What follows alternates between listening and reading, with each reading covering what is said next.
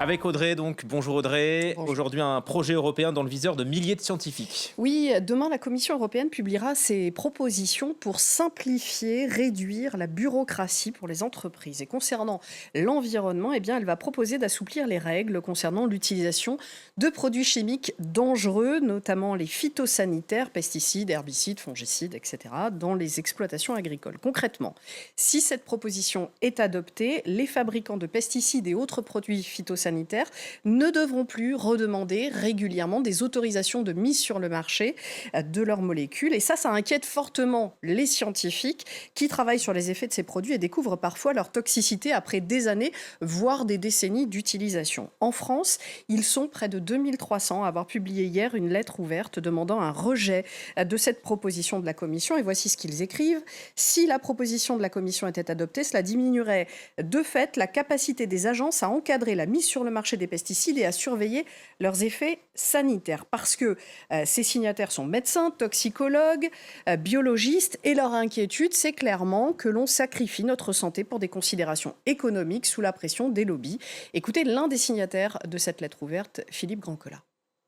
L'objectif de cette lettre ouverte, c'est vraiment de faire prendre conscience aux décideurs, d'une manière générale, y compris bien sûr aux élus, de l'importance du principe de précaution, hein, de ne pas donner un blanc-seing à des entreprises d'agrochimie, dont l'objectif, évidemment, est de se donner le moins de travail possible pour réaliser le plus de bénéfices possible en mettant sur le marché des pesticides dont on ne reverra jamais la conformité en termes scientifiques, et en particulier par rapport à la santé humaine. Alors, les pesticides, ce sont des substances qui sont faites pour tuer, évidemment, hein. On prétend qu'elles sont ciblées, les insecticides sur les insectes, les fongicides sur les champignons et les herbicides sur les plantes, mais néanmoins, ce que la science a montré depuis plusieurs décennies, c'est que ce ciblage est défaillant, et donc la plupart de ces substances sont toxiques pour un grand nombre d'êtres vivants, y compris les humains.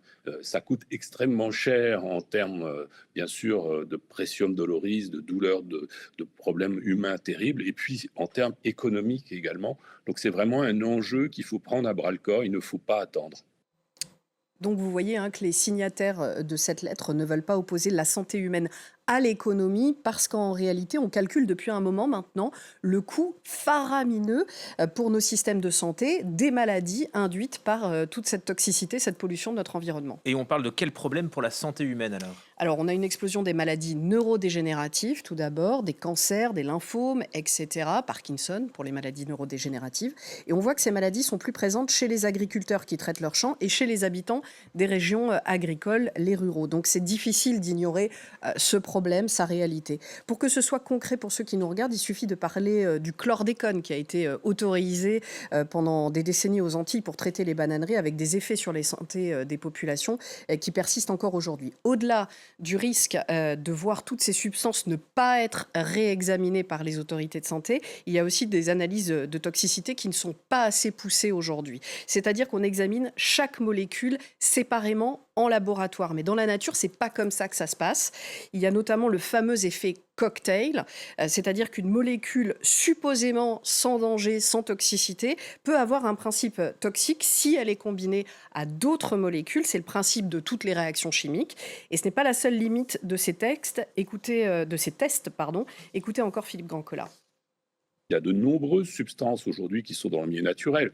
Bon, par exemple, en France métropolitaine, on est à peu près 300 substances actives pesticides autorisées. Ça veut dire 40 000 possibilités d'interaction. Les tests pour les mises sur le marché ne sont pas suffisants du tout. Tous les scientifiques le disent, hein.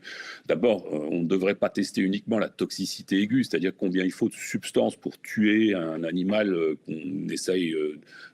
avec lequel on essaye de tester la substance, hein. On a aussi besoin de regarder la toxicité chronique, c'est-à-dire de regarder les effets qui paraissent mineurs, mais qui vont apparaître petit à petit sur le long terme. Mais c'est vrai que pour les scientifiques, c'est très dur de voir finalement ces mauvaises décisions politiques, parce qu'il y a derrière ces enjeux un énorme travail réalisé, avec des moyens souvent assez médiocres, hein, pour le bien commun. Et on perçoit tous les dangers, tous les risques que nos sociétés prennent par les manques de décisions conformes à la science. Et on est impuissant, hein, parce que bien sûr, en tant que scientifique, on n'est pas prescripteur, on n'est pas décideur. Les scientifiques, vous l'aurez compris, cherchent à apporter au grand public l'état de leurs connaissances sur ce sujet. J'espère avoir aidé à le faire aujourd'hui. On suivra demain les débats au Parlement européen et on s'en reparle jeudi, Julien. Merci.